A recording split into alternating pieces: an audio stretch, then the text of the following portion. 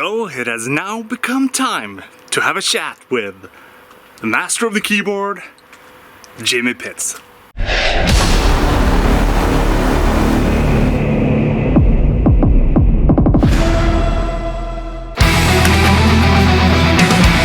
So here we go, Jimmy Pitts. Hi. How you doing?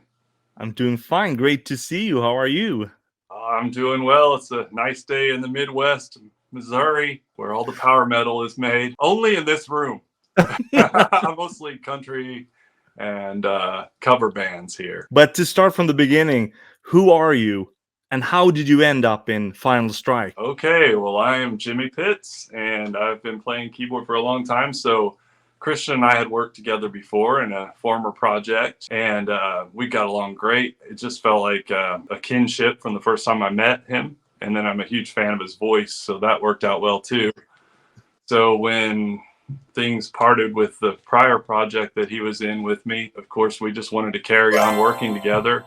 It just seemed like a great fit. So in 2019, I was in Sweden for the Sabaton Festival with Christian, staying at his parents' house, actually, because they had room for us. And he played me the skeletons of Archers and maybe a couple of the other songs, but it was, just the rough version, maybe the chorus and the verse on some of these songs. But I was instantly hooked. I already loved his voice. I'd already worked with him, so it just seemed like a good fit. What made you start playing the piano in the beginning? And why metal? That's a strange story because at the time I was a death metal vocalist. I played death metal from the early 90s until, I don't know when, mid 2000s.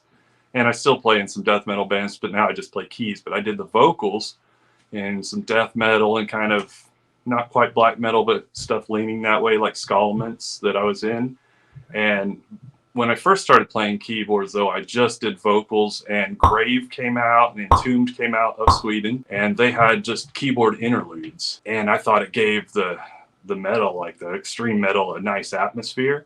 And then, of course, Nocturnus came out. So I just got a keyboard just to play spooky intros, spooky interludes. About that time, I went through a divorce, and I had nothing to do with my time except I could sit around and I could be depressed, or I could learn something and pour myself into something. So at that time, I dove headfirst into actually learning the piano at 21 years old. And within a few years, I was playing sessions with people and on albums, on labels and stuff. So it was a good use of my time during, a moment that could have been, sink or swim. I chose to swim, and my route was the piano. If you could pick two songs, which ones and why would you pick those two? Okay, let's see. It's hard because I love all the material. There's literally not a song on the album that I don't love and I don't like to listen to as a fan of metal. So if I have to be put into that corner, I'm going to pick two songs that are quite different. I'm going to start with Archers because that is the first song that Christian showed me in Sweden and said, "Hey, I've got some new material. Check this out." The verse and the chorus instantly hooked me. And predominantly, the reason for that was because it has an aggression that a lot of power metal songs, I think, sometimes are lacking because of all the polish and all the melody. Sometimes they're lacking that aggression. And when I heard that song, it's like you're marching into war.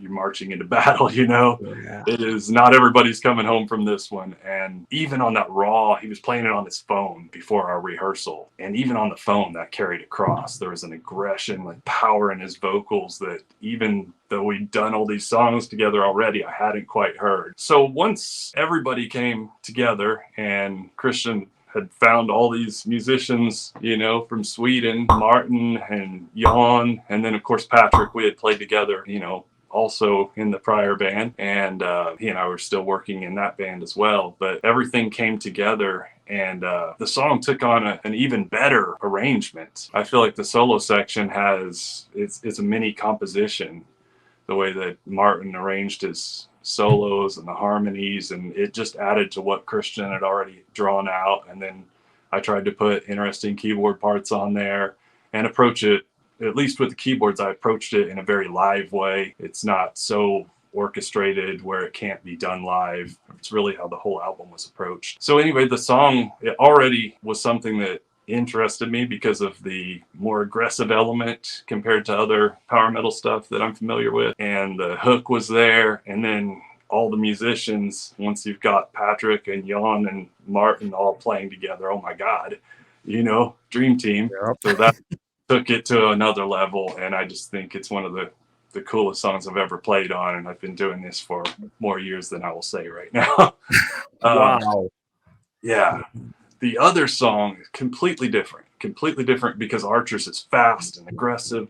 The other song I'll pick is Fly. And that song is it couldn't be more different because it has more of a mid-tempo feel, more of a groove. It's not a typical power metal song at all. I don't even think I would call it power metal. And the middle part, again, the solo section, becomes almost fusion-like. It has a groove to it. Jan plays some slap bass, which is pretty rare in this genre. And then Martin, of course, just nails it home with this perfect solo. And it just has more of that fusion kind of pentatonic vibe. Maybe not quite fusion, but it's almost gets jazz influence there for a minute, but it's still a heavy groove. So I've not really heard a song quite like it in this genre. And that one is my other favorite. And I want to say on both of those songs, Christian his vocal performance is some of the best stuff I've ever heard and some of the best I've ever heard from him. I feel like the whole album just turns him loose, where he is in control of his destiny and his voice is following suit. The whole album is a reflection of life and true things. It's not fantasy. It's all reflections of things that we've all gone through or states of mind. And screaming kids in the background is part of that and what puts you in specific states of mind sometimes, and then the joys that come with that as well. I have a personal question about power metal. Since before this, I'm not that I don't have that much knowledge about power metal. Can you, as a novice, can you give me some advice? I mean, like, how would you describe power metal, or I mean, what is it? If I'm introducing you or someone else, for instance, I was at the dentist the other day and telling the oral hygienist about power metal because she said, "Oh, you play music, right?" And I said, "Yeah." And she said, "What genre?" I said, "Power metal." Well, in America, nobody listens to power metal hardly. So I had to describe it. She's like, "Is that like classic rock?" So I'm just going to tell you basically what I told her. And of course, now you've heard it, but let me just treat you like you haven't heard Final Strike. The music is catchy, so it has hooks that I think that a traditional rock fan could get into, or even someone that was into maybe 80s metal, the stuff that was popular when I was younger.